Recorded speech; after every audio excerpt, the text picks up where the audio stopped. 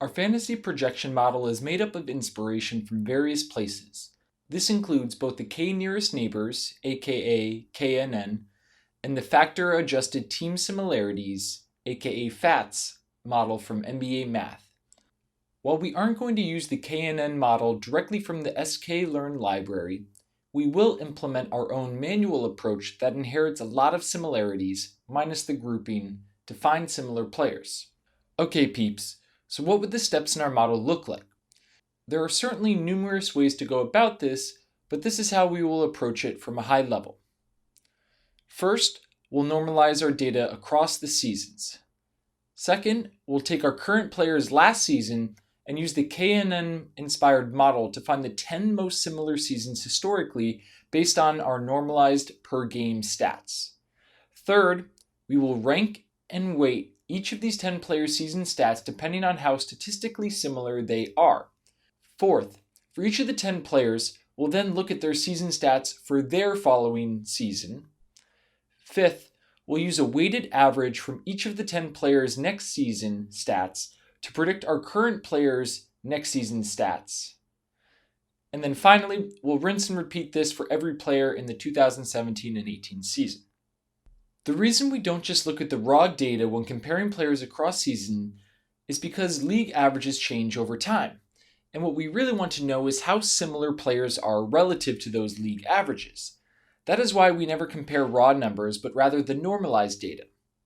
Ultimately, we want to look at a player's statistical strength compared to the league as a whole, and then use that number to calculate similarity across various statistical categories that we care about in fantasy basketball. The changes can be minor from year to year, but change drastically when looking at different decades. Just look at the most recent trend in three-point shooting. To make things simple, we are going to use one cumulative number to say how similar player A is to player B. We will call it the percent error, and it is meant to measure the distance between statistics for each of the 8 categories of normalized data. We will be taking the absolute number of the differences, so it doesn't matter if someone is above or below on that stat, only how far is what matters.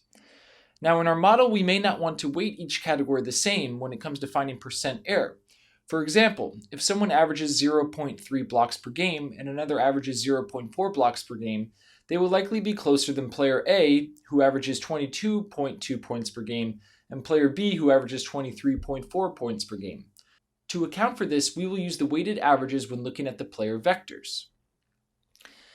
And again, we are going to basically take the distance from all of the different categories, try and find the most similar player, and then distill that down into 1% error number to make things simple.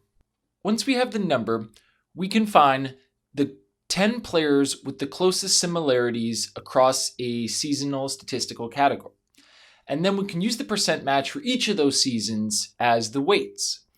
Basically what we'll do is we'll multiply the percent error by the compared pair of stats and divide that by the sum of the percent error for the 10 players. This will make sure to give more influence to the more similar the player. So for example, if Steve Nash's 2007-2008 season was more similar, we're going to give his following season more weight than something like Reggie Miller's 1999-2000 season, since he will be he's further from Steph Curry as far as similarity. I know this is a lot, but we will break it down into steps, and it should make more sense as we progress through. Let's get started.